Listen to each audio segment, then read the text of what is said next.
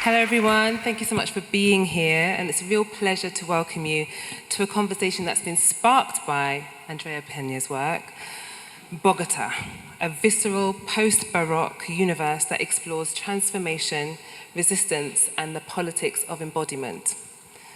Tonight's panel takes its cue from the work, but expands outwards to ask, how do bodies, spaces, and systems choreograph one another? What does it mean to move through imposed structures? And how can artistic practice open up spaces for agency, negotiation, and collective imagination? We're joined by some incredible practitioners who each bring different forms of movement thinking through choreography, architecture, and public art. But before we dive in, as Brody said, I'll invite each of them to introduce themselves in their own words, and then we'll begin. Yeah, hello. I'm Andreas Lang. I have two hats on in my life, maybe three. I run a art and architecture design practice, which is called Public Works, which has worked quite immersively in this area for the last 20 years, and is really about participatory community empowerment, rights to the city movements. So we are now in Poplar, not too far, but really have seen the transformation and contributed in some way to the reflection on this transformation.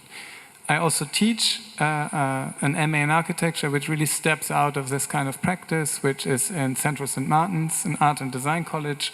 So the arts methodologies, design methodologies, and their conversation with architecture is really important to us and to me. So I'm really pleased to be here and to contribute. Thank you. Hello everyone, my name is Mariam Zulfiqar. I am the director of Artangel in London. Artangel is an organisation that has been going for many decades, working with artists. Our strapline is Extraordinary Art in Unexpected Places. We've presented works in a number of different locations across London, across the UK and internationally. Really what brings me to Artangel is I have always worked with artists in producing work for places beyond the museum and gallery, and I think that's sort of what brings me to this conversation as well, about how we work with sites that are not necessarily the conventional places where people expect to see the ideas of artists. Hello, I'm Andrea Peña. I'm artistic director and choreographer of Andrea Peña and Artists. We are a company based out of Montreal in Canada, but like the work, I'm originally from Colombia, from Bogotá. And I also have a practice in design, so I have a master's as well in design and a bachelor's. So my work, my practice is really sort of trying to weave the universe of these two things together and find the conversation between design, space, materiality, and the body. And at the same time, I have indigenous ancestry that is Muisca. So Muisca are the people that are situated in the region of the Andes in Colombia. So a lot of those values and ways of thinking are things that are also quite central to the work and the way I make my work. Thank you. Thank you all. I realised I didn't really introduce myself.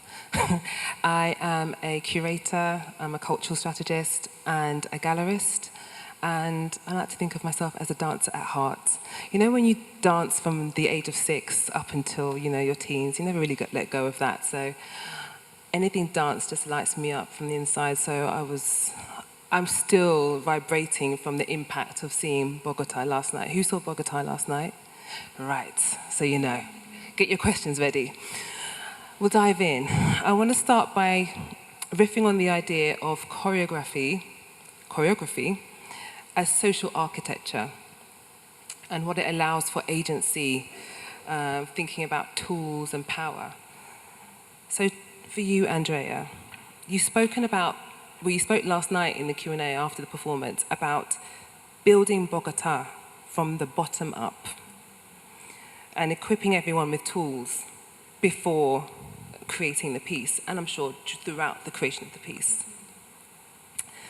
What did this approach, this decentralized approach, open up for you as a choreographer? And what challenges did it pose? Yeah, I think a lot of the things even sometimes when I refer to myself as a choreographer, I also sometimes refer to myself as a movement designer. I don't really know what that means, and sort of trying to think about the relationship of body and architecture, body and space, body and object, and trying to bring some of that into the work. When I did my master's, one of the big questions that I had was really looking at how our built environment choreographs our bodies. So the way we sit in chairs, the way we open a door, the way we get in a car, the way we cook our eggs. If we were to take all those objects away, those would be extremely choreographic movements.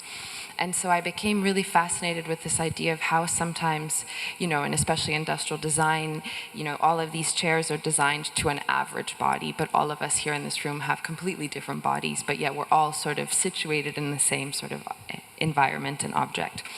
So through design, I became really interested in this idea of how the individual expresses itself within the environment, and that is something that later, or through my choreographic practice, kind of came into the work.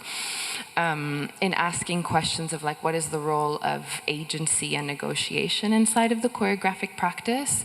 How do I, as a movement designer, design systems for people to interact with or systems for people to activate, rather than systems or ideas that are imposed to be replicated in a similar way how the environment asks us to always sit the same? So it was sort of these questions that were really born, I think, as a design thinker, that then found their way into the choreographic practice and started nurturing the space of agency, and how performers can activate spaces of agency, spaces of change, spaces that are undefined, spaces that are more fluid. That was sort of a very, very big part to how these things have been created, especially in that work. And that came across really strongly throughout the performance.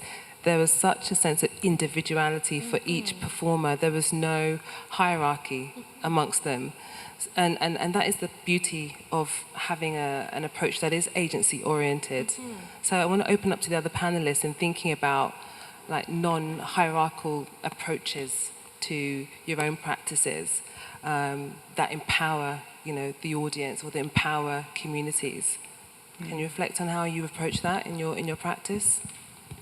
Well, yeah, it's pretty core to what we do. I think it happens on the level of the organization, that we're very horizontal and maybe understand ourselves as a commons-based organization where we share our resources, we negotiate how they're kind of used, and that kind of radiates out into the work, of course, that set of values. So when you were speaking in terms of agency, I feel for us it's really important how people understand and make use of the city and of the spaces that are around them. And this idea of the right to the city is very strong, that you enact your rights to be in the city in the way you feel reflects you and your culture. So how you enact these rights becomes how you gain access to land, how you gain access to shaping and thinking about that land becomes really crucial and important for us. And a lot of the work is around facilitation and listening and understanding who's in the room or who's in the space, who's got what needs, and how do you work with that. In teaching, it also reflects really on how you acknowledge the lived experience of the student, how you kind of give voice and develop that voice, how do you develop that agency. So it kind of, I would say agency cuts through all the layers. As a core value? I would say is that you test your agency, develop it, it's like a muscle. You rehearse. Yeah, I think it's similar to what Andreas was just saying. I think when you work, we don't have a museum or a gallery that's our own space. So whenever we're working with artists and developing ideas, and this is true of every role I've ever had prior to this one at Artangel with forestry that Andreas knows knows well from the time I was there, and before that, when I was doing some stuff with places like Chiswick House, that's a historical site, or with Art on the Underground, when I was at the London Underground Art Programme for 5 years.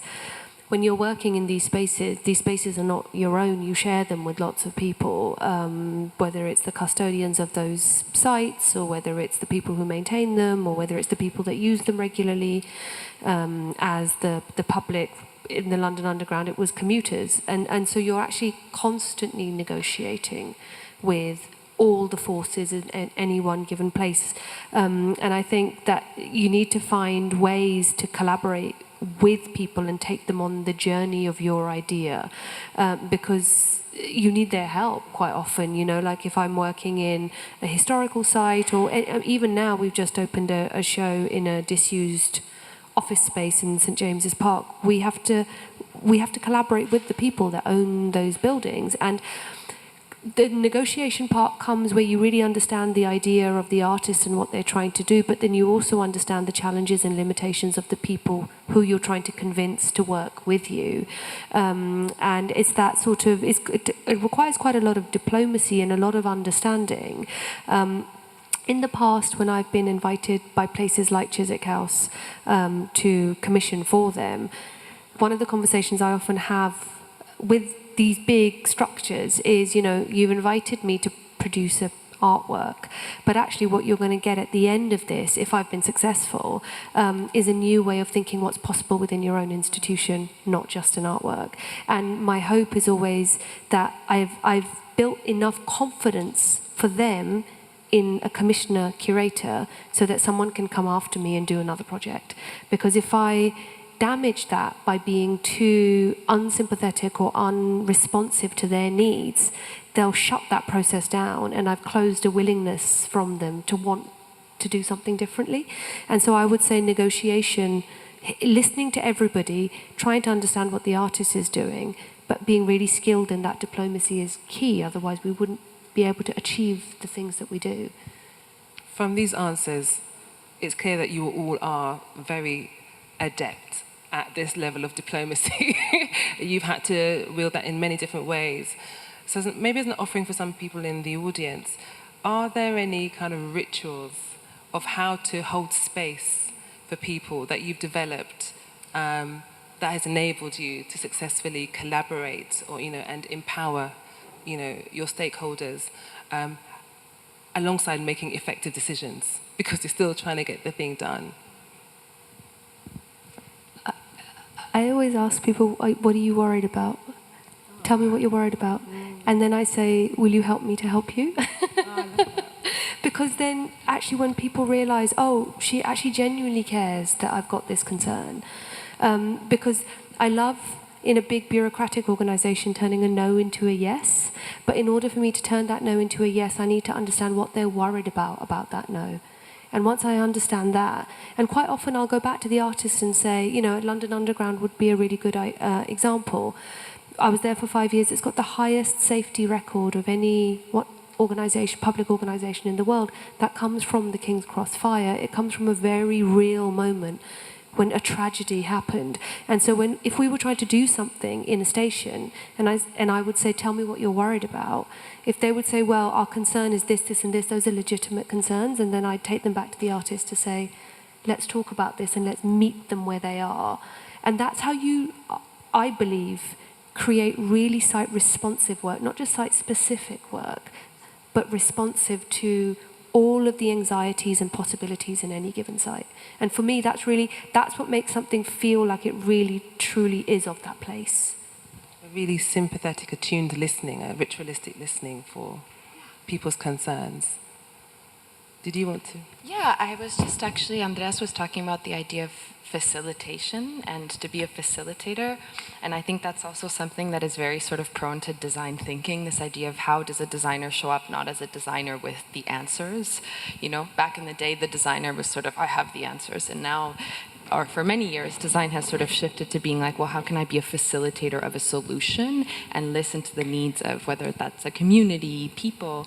And I think that idea of facilitation for me is also very rooted in my practice, is as a choreographer, how do I not choreograph on people, but how do I facilitate ideas through creating a space? So I think it's really, for me, to be a facilitator in a space is sort of similar, to facilitate people's needs, to facilitate different points of view, to facilitate ways of thinking. It's not really a ritual, but it makes me think of this idea of pluriversality, which I really love. And pluriversality is, rather than trying to achieve universality, one universe that we all should belong to, this idea of pluriversality means how do multiple universes coexist. So I think what I'm trying to do in the work, and maybe those of you who saw the piece, it's very complex. We could almost call it chaotic at times, but it's also, for me, it's important on stage to reflect spaces of pluriversality with different points of view, different ways of engaging, choreographic tools that facilitate these different pluriverses existing in space. So, now you've got to tell me what one of these tools are. Bated breath. How do you facilitate that? Just give us one little insight. Facilitate the pluriversality. We talk a lot in dance spaces. Usually, this is dance. We're used to talking through the body very often. But for me in the work, it's really important to make space for conversation. So a lot of the things in dance, but I think in architecture and everything, the notion of dramaturgy is really interesting. And you can have dramaturgy in terms of people's experience from the entrance in the door all the way up to the space. And one of the things we try to do is to decenter the dramaturgical practice from the dramaturge. So that means rather than having one person that is taking care of sort of the linear sense making of the work, we try to build tools for everybody on the team to have a dramaturgical understanding of the piece, so that everybody has the tools, the concepts, the ideas, the sense-making, the references, so that everybody can activate the work from an equal playing field. So it's almost like we choreograph a sort of collective understanding of the work first, through dialogue, through discussion, through museum visits, very simple things sometimes, through watching films, to equip everybody with these dramaturgical notions together so we can build a work from that point of view. Fascinating. Did you have a response? Tools. I echo with everything that's been said. I guess one thing that I notice a lot when community is not necessarily a happy place, people have opinions about each other, they complain. And I guess one thing I always try to instill in students is that if you have a complaint, also maybe don't just complain, also offer a solution. So put yourself into the problem in some way. Don't let it disempower you, but find a way to make yourself part of it and to offer a solution.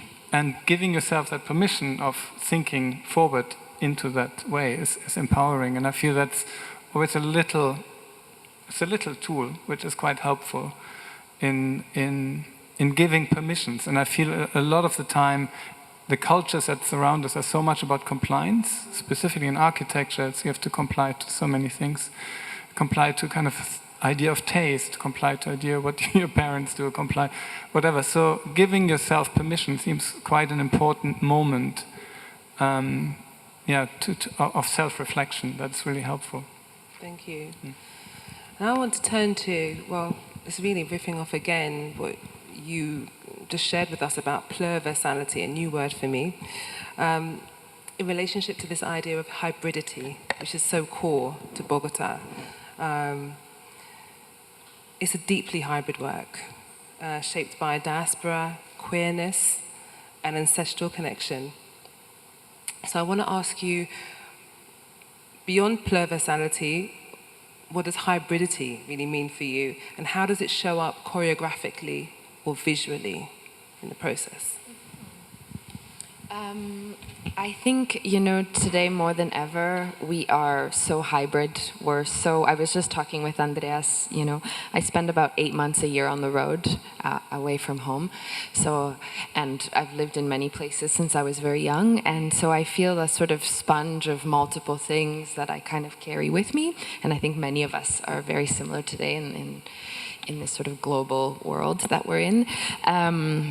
And I think, like you were talking about constraint, or I don't remember the exact word, but I think making space for the undefined is really important, and the in-between. I literally have a tattoo that says the in-between.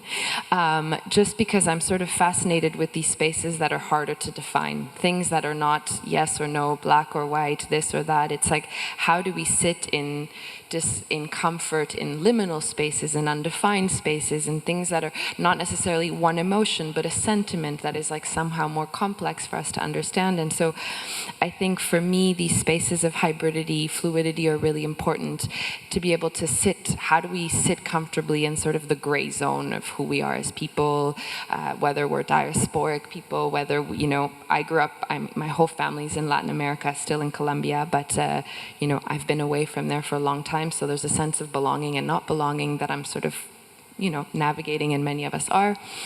And I think for me also, this question of hybridity obviously comes also to the notion of queerness as a queer person, or my team is predominantly very queer. What does it mean to not necessarily define what queer is, but rather use queer as a verb? And so that's something we do a lot, is what does it mean to queer space? So what would it mean to, queer the relationship of body and object? What would it mean to queer how we think about the body? So thinking of queerness as a verb, something that gives us space for possibility, or a space to think about things slightly differently. There's a really amazing text by Saha Ahmed, and it's called Queer Phenomenology, and she's talking about the place of embodiment for queer bodies, and what is the notion of embodiment or space in queerness, and how a lot of us queer communities were constantly creating spaces that are ephemeral, spaces that sort of build and unbuild, because we don't have spaces that are as affirmed or structured as non-queer folks, so how we're comfortable in these spaces that are evaporating constantly. So yeah, I'm fascinated in that sort of undefinedness. I'm sure people who saw the show will have questions specifically about the forms you created and the approaches to movement that, for me, seem to reflect what you're talking about in terms of the queering of movement, because I don't know how you did it. I'll leave it for the audience to ask those questions. But for the other panelists, how do we make space for these intersectional identities without fixing them, without wanting to control, giving space for that liminality in our practices?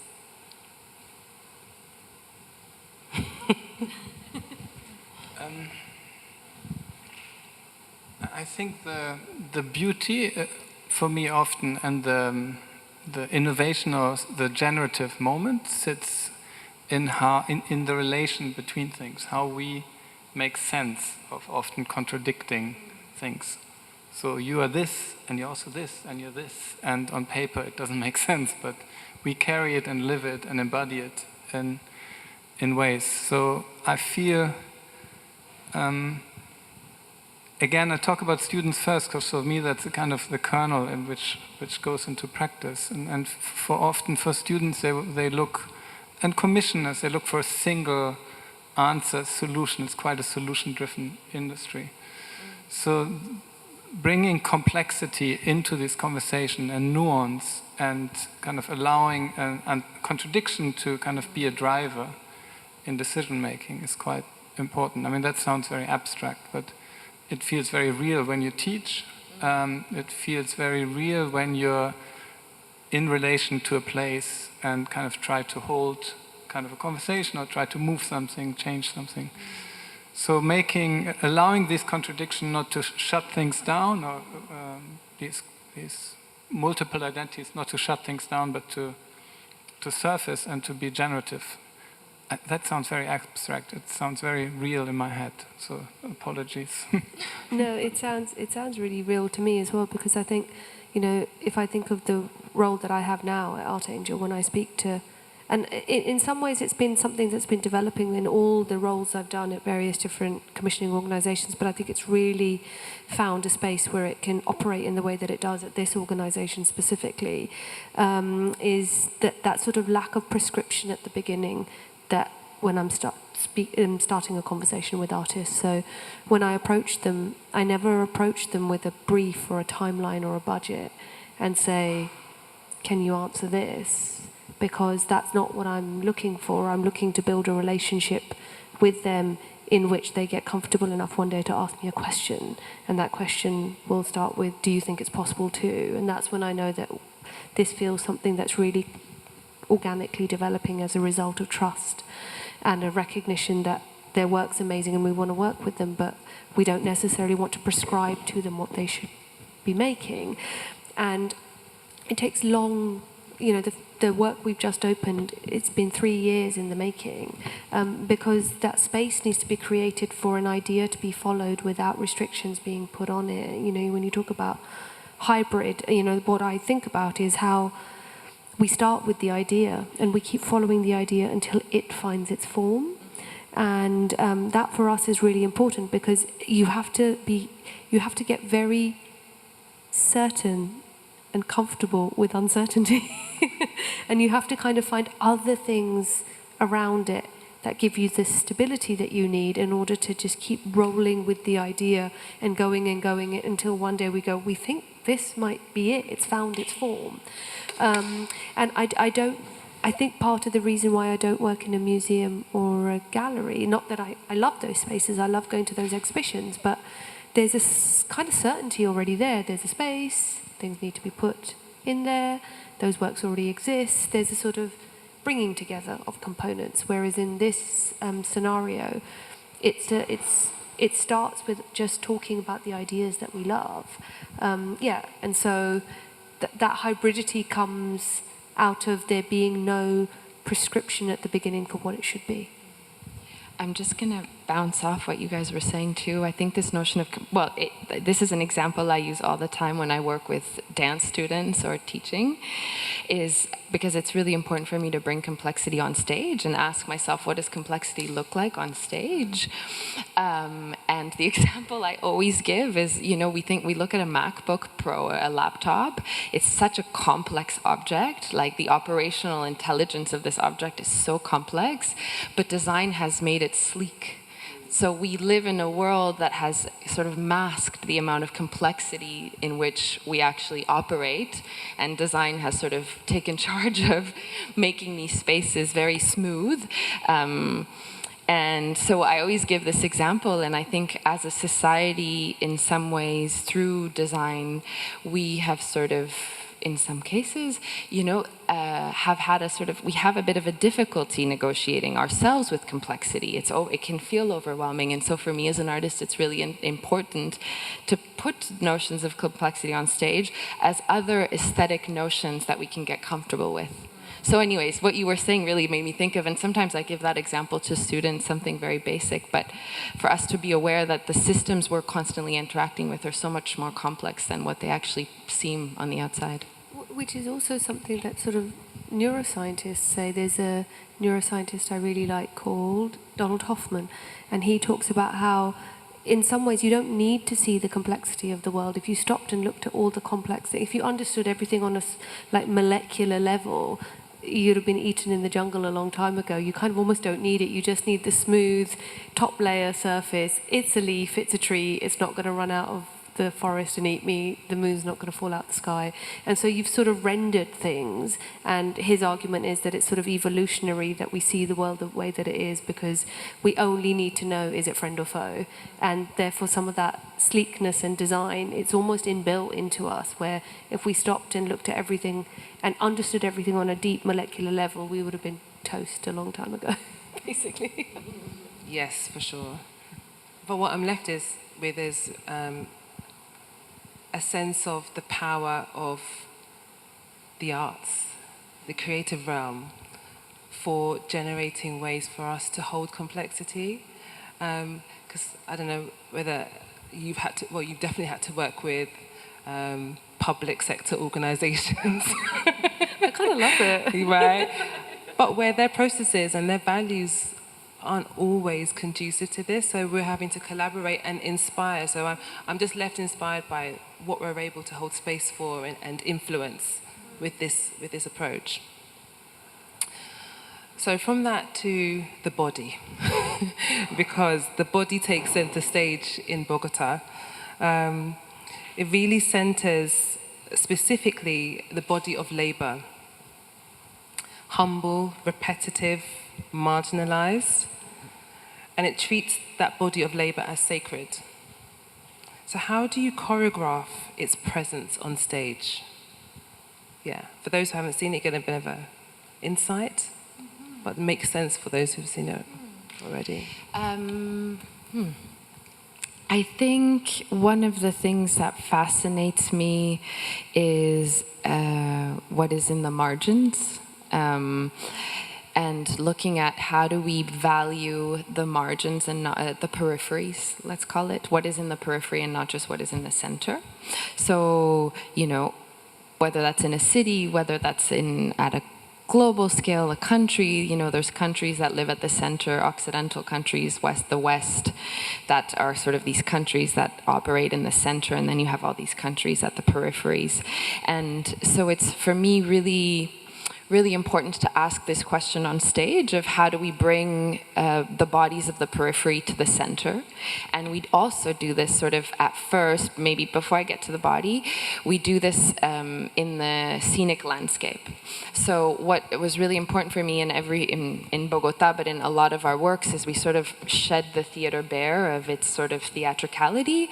And I really try to create works that, ideas, bodies, humans that live in the peripheries, so that we value the periphery. A lot of the times when we see a dance work, mostly what's happening is in the center of the stage. And you know, it's really simple, but it's just like trying to you occupy the stage in ways where we get used to as audience members to also value the person that's in the corner at the back, in the periphery of that space, and not just what's happening at the center.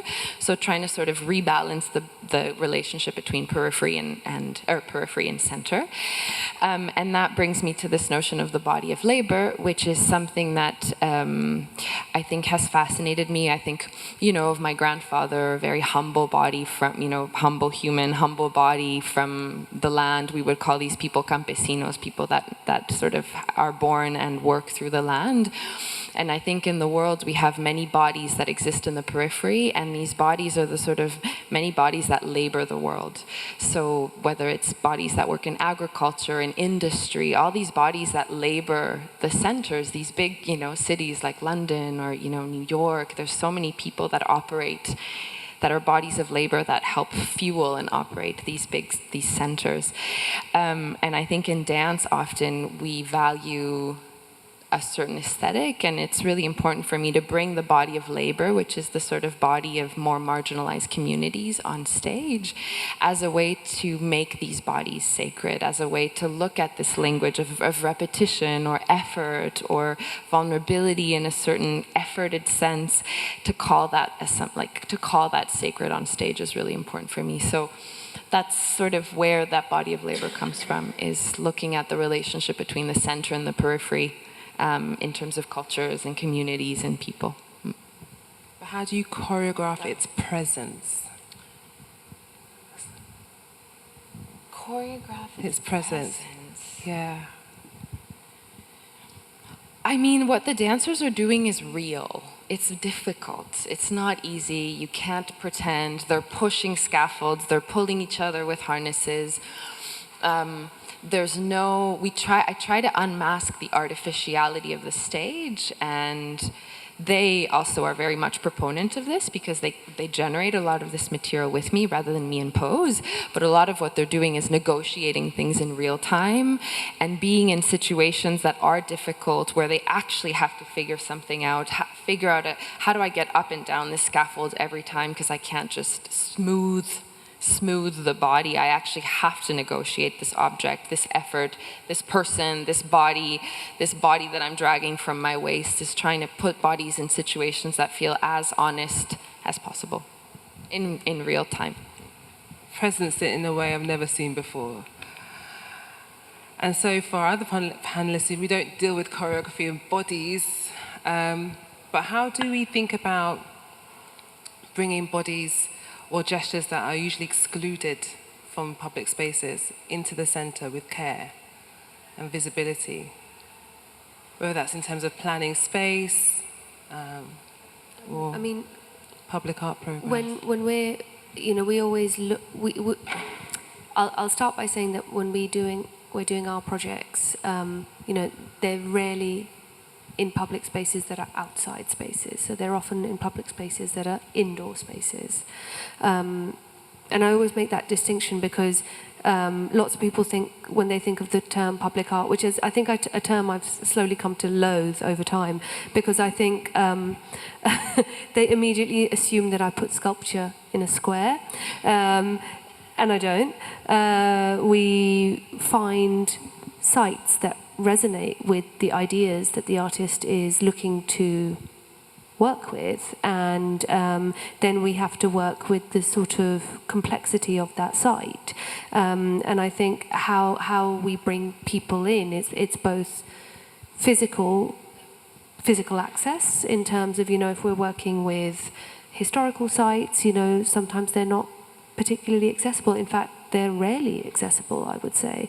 Then I would say that how do you bring them in from a psychological perspective where they feel it's not for them? So you're dealing with perception as much as you're dealing with physical barriers. And we talk about it a lot, a bit like you said with your team. We talk a lot in the office. There's a lot of discussion that happens around that point by which we open the doors and say the project is open. There's just thousands of hours that have gone into the conversations around how we're going to either demystify or signpost or wayfinding, all of this language that I know you'll be used to in architecture. But then on top of that, it's how do you also convince people to go on a journey with you to a part of a city or into a building that they've not been to before? And so that's also about the sort of, I suppose if we're talking about choreography, it's the messaging we're putting out there from the very beginning. That first moment that somebody reads about a project that we've got coming up is the moment where they either decide I want to know more or they shut off. And so how do we, and I suppose language is a big part of that as well, imagery, how do, all of these things, they form part of your first invitation, I guess. And so I would say for us, it's all of those things considered simultaneously as we're devising what we're going to be presenting. There's so many things you say that, yes. I want to react to this. So I don't know, it's all kind of mixed up now in my head, but I'm just going to answer. Architecture, I think, is a very disembodied profession in some ways, I would say.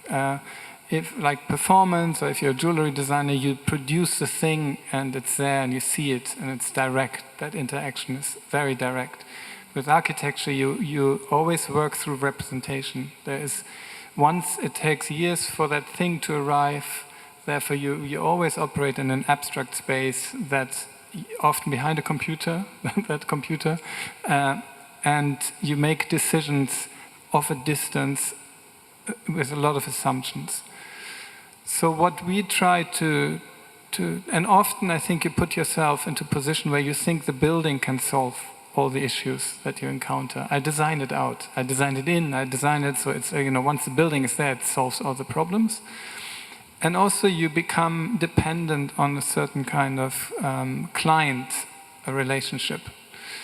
So all this is quite a big constraint, I feel. So what we've been trying to do is somehow develop a situated approach to this, where we are placing ourselves quite actively in the field to kind of change the process of how we start to get to know a site, how do we imagine a site in a kind of collaborative way by doing things. So events become important, another way of commissioning becomes important. But you get an embodied understanding of the site, of what you want to do. So that embodiment is quite important, that you kind of understand how it feels as much, not only assume. That's one reaction to it. And I think by doing that, you automatically develop a practice of advocacy, I feel. Because you take yourself out of that delivery role for a client. And you have to think differently about project funding, how projects are set up. So the design part starts very early. And I see it in a lot of our collaborators, colleagues, students, that this advocacy is a real driver, that you want to do good for your community, and by extension also that empathy extends to other communities. So for me, that situated approach of learning, of kind of working in and through architecture seems very crucial in producing more equitable spaces, I would say. I don't know if that made sense, but... Perfect sense, yeah, really clear. That's how you bring the body into it. That's how you bring the body into the practice, by situating yourself conceptually, you know, in the project and the possibility of it. So we can't not attend to the fact that you are a designer, Andrea. And so I'm interested to find out how the material world influenced your approach to choreography. So you mentioned the improvisational approach that you took with the scaffolds, the piñatas, the flag, and letting the work emerge slowly. I'd like to know how the objects shaped the choreography rather than the other way around. Yeah, I think with BOGOTÁ, we started that process really as I was finishing my master's. So definitely what I did in my master's, and kind of we sort of started this conversation with Andreas, but I find that choreography is a practice that sometimes just stays within its own universe, but it's actually not just a practice, it's a type of knowing. Choreography is a knowledge of the body, and so in my master's I was really fascinated with how do I observe design through a choreographic lens. So what I did was I applied, you know, parameters of choreography like our relationship to time, our relationship to repetition. In choreography we have things like negative space, you kind of interact with people's negative space. I don't remember the rest, but there were 5 sort of choreographic parameters that I applied to analyze a design situation, whether it was an object or a building, to kind of apply choreographic thinking into material world. And then that really, I think, influenced what kind of work we made with BOGOTÁ. And so my curiosity was rather looking at the relationship of body and object right away. So we started, you know, we brought a ton of objects, and it was how do we interact with an object outside of how we know, you know, so how to not just sit in a chair, but how to explore like the materiality of this object, how to be in a conversation between the human and the non-human. We live in such an anthropocentric world where like it's so human-centered. And in our indigenous mythology and the mythology of the Muisca people, our belief is that, well, their belief very many years ago is that sort of the materiality asks for what it wants to become. So the craftsperson that shapes the piece of wood, or the craftsperson that will shape the clay, is sort of in a practice of listening to what the object wants to become, and that object in its process of becoming has a spirit. So it's a very, you know, the human and the non-human are just 2 agents trying to have a conversation. So in my way of doing that is just to sort of we brought in all these objects, industrial metal, pieces of scaffold, chairs, like harnesses, just to see what was the conversation of body and object, and explore not just what the body can do with the object, but also what the object offers to the body, and how do we build this sort of meeting place. So yeah, it was really trying to level, I think, the human and non-human. I usually say I don't call scenography, I call it more of a, oh my God, I forgot. I call it a landscape of possibility. Just let that drift over you. Unfortunately, we don't have time to offer that, your reflections on that, to the rest of the panel because we want to make time for the audience to offer some questions as well. But thank you so much for that really generative and inspirational conversation. You could go on, I'm sure. But for now, it's over to you guys. Who's got a question? I wonder if the panel could talk a little bit more about the relationship between the smoothness of the iMac and our need for that smoothness and the contradictory need for complexity, the billions of decisions that are rendered easy by the smoothness.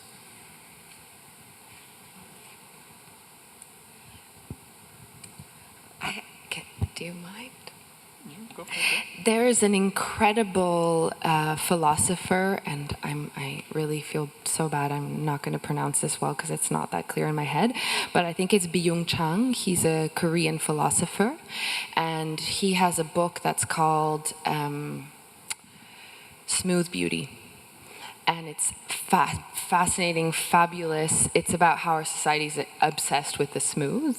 And he takes the example of Jeff Koons' balloon, like big balloon animals, and how when people, go to a museum to see this art object, they're so enthralled by this art object because of its smoothness. And because of that smooth beauty, they even see themselves reflected against this metal. So there's, we see ourselves inside of this beautiful object. But he really sort of does this beautiful critique about how how do we pull away from the notion of smoothness? Because we see it on Instagram, filters, like our first proposition, you take a selfie is to swipe so that your skin looks smooth. So we have this fascination with the notion of smooth beauty. I really recommend this book, and it's how do we challenge ourselves to go outside of that smooth beauty. I'm sorry if I didn't pronounce his name right, but I always think about smoothness into it. Actually, funny, it's architecture related. It's two things. One is I'm sort of slightly obsessed with those old Victorian houses. They tend to be in like really expensive parts of London that look like big white wedding cakes. Do you know what I mean? And I've always looked at them and thought, oh wow, that looks like a huge wedding cake. And then one day it dawned on me that it was like the way they've smoothed the plaster on it and done like a load of, I don't know, decorative edges all the way around it. They tend to be in like West London, those big houses. You know what I mean? And one day it dawned on me that actually there's skill that's covering labour, because you don't see the brickwork, but you see this like smooth skill that covers it, right? And then I remember the first time I saw the Shard, I was like, wow, look how smooth it is. And but what really struck me about it was that I could see its surface, but I couldn't really go in any further. And so it was like there was a skin deep sort of boundary or something where I was invited to look in, but I couldn't actually go in. I mean, you can pay to go in or whatever. But yeah, there's two things. That smoothness question comes to me when I think of those two types of architectures. Okay. I really enjoyed the conversation with dialogue and the materials, and it's maybe a stupid anecdote, but we always had really bad cars, and I would always pick my kids up in a really car from school that didn't start, made weird noise. We would sit outside the school with all their mates, and it goes, and it didn't start, and then smelled funny. And nothing ever worked, the windows don't get the radio, so we bought a new car at one point, and everything worked. And somehow there is a kind of memory attached to the other car that feels like a dialogue, that is quite a fondness. They got over the embarrassment of being the kids outside with the weird car, but there is a kind of memory attached to it. I feel that is the dialogue, and I think that this summer I rented a really nice new Chinese car where everything works. There is it kind of erasure, like that kind of dialogue with that object that creates a kind of memory in the moment of time or spirit that seems to get buried in some ways, I feel, denied, or I always like when I see stickers on an iMac. Like, I don't know, when people personalize it or when scratched or bumped, I always go, ooh, but actually it's a way of personalizing it. And yeah, so smoothness, what was the other part? Smoothness and complexity. Yeah, complexity, I feel, is now extremely important to bring nuance into conversations, probably more than ever. So how we do that through objects would be quite interesting. But I mean, there's a really obvious need for nuance and complexity. Yeah. I just wanted to make an offer about that. And I think that there's a lot of different cultures in our society, whether it's a corporate culture or other cultures, that actually do have a tolerance for complexity. But I think, for me, what seems to be unique about art making is when we were talking about liminality. And I think maybe the word that we could introduce into that discourse is ambiguity. Because I think it's one of the things we offer to the audience. And I think it's one of the things, I was so excited to hear you talk about your work and face so bravely the uncertainty of what you're walking into the space to create. And yet at the same time, you, because of the complex system you studied within, you are also creating landmarks for yourself in order to cope with that. But it seems to me that it's the tolerance for ambiguity that might set you apart and might bridge the concepts of smoothness and complexity. Thank you. It also occurs to me that smoothness equals safety for some people, as opposed to, like you're saying, what's the surprise or the learning or the traction that roughness or something unexpected may offer you. And I think it's a false equivocation. Hi, my name is Tante. Thank you very much for all the contributions so far. I picked up on very well the idea of some of the indigenous practices that you're drawing from. I've just finished my master's in diasporic dance styles, and so I've been digging very much into my own culture and how that facilitates my work and so on and so forth. So I'm really interested in hearing from each of the panel members which parts of your indigenous practice, whether it's yours or one that you're very interested in, plays a part in your work and how.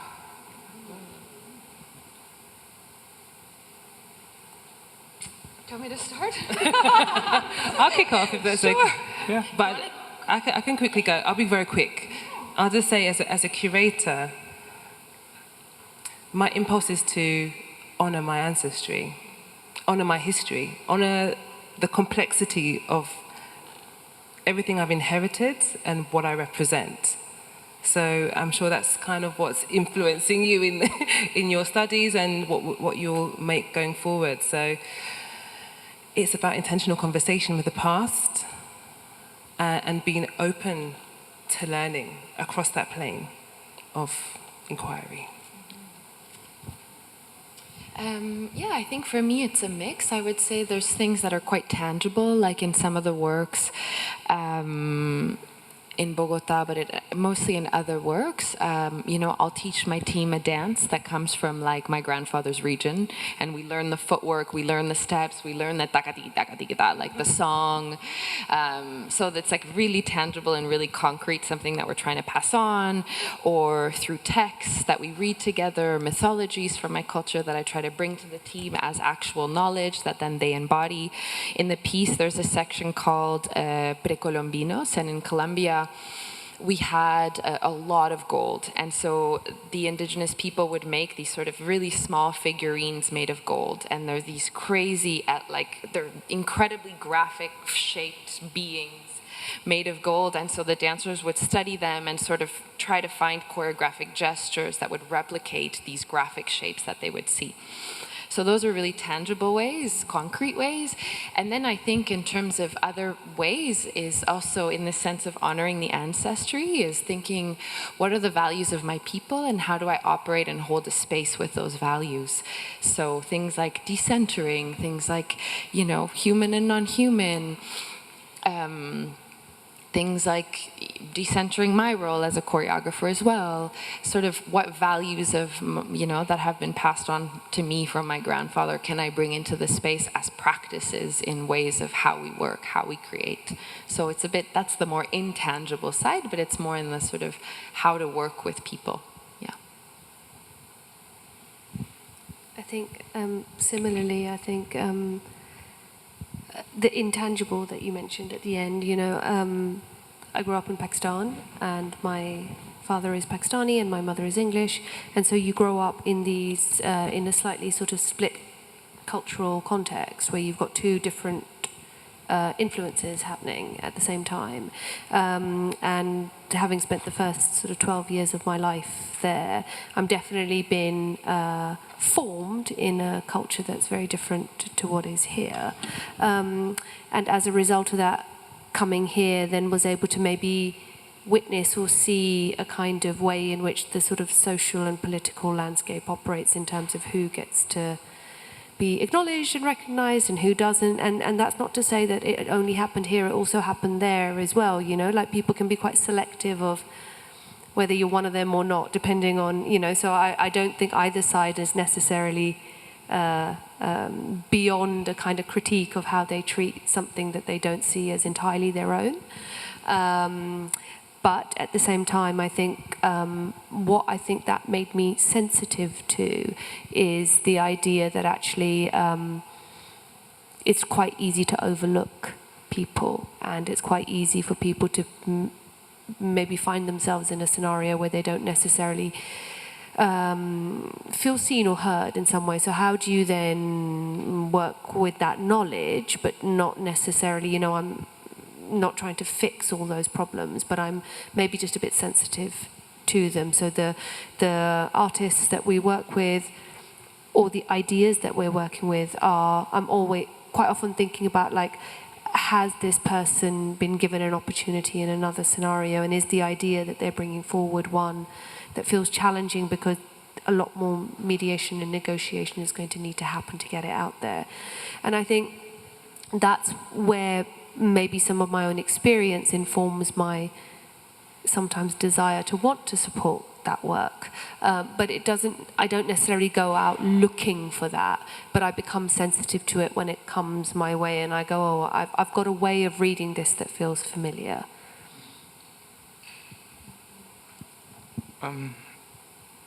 So I've lived in the UK longer than I've lived in Germany, but the German accent is very stubborn. So whenever I walk into the room, I'm still German. If I go to Bulgaria, where we often go, I'm the English person in the village. I'm the English person in Pakistan, and I'm the Pakistani person here, so it's fine.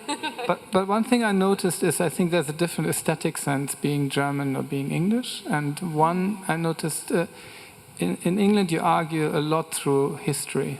There's always, with the design, it has a reference to something historical. The UK didn't have a revolution, it still has a monarchy, etc. Germany had 2 wars, you had to make an active break with the past, and therefore the aesthetic sense is very different. You don't refer to the past, you maybe disrupt that continuously. So where often in the UK my colleagues look for that kind of synthesis and synergy and kind of harmony with the past, I feel often the expression is very kind of anti that comes out. So my aesthetic expression often isn't recognized here. And I find that it took me a while to get my head around and feel comfortable with that. So I like things people look at and think this is a bit rubbish. And I think that's quite interesting. Same. Yeah, same, yeah. But yeah, so I don't know, that's more maybe identity than indigeneity. Yeah, I haven't really dug deeper into, I did an ancestry test and I'm 90% German from a specific region, but there was hope that I'm more multicultural, but I'm very German. And I don't know that place where I'm come from. So I guess there's a lingering thought, maybe I should, start there or go back there. But we've done, in CSM, where I teach, we've done a lot of work with indigenous groups in Colombia, or maybe with people that translate, that work a lot with indigenous groups in Colombia. And what I feel is that there's a real kind of a question of belonging that moves into the conversation around the architecture. So how do you construct an architecture of belonging? And I feel that's one thing that I really made me think, engaging with these practices of the rituals, of the cosmologies, of the ways of understanding the body as a first territory and moving from there, which all speak to me about the rootedness and belonging to a place and a time. And we don't have that approach in architecture in the UK. So I feel there's a real curiosity about that. And maybe that is transversal to a lot of other indigenous practices, I would say. But I'm not an expert, I'm an explorer, I would say. Well, that's a really interesting note for us to end our very amazing conversation on. And what's left is for me to just thank you once again for being so receptive and open and generous with your answers. So thank you, Andreas Lang, Mariam Zulfiqar, and Andrea Peña. It's been an amazing conversation. Thank you, audience, as well, for your attention. Thank you. Thank you.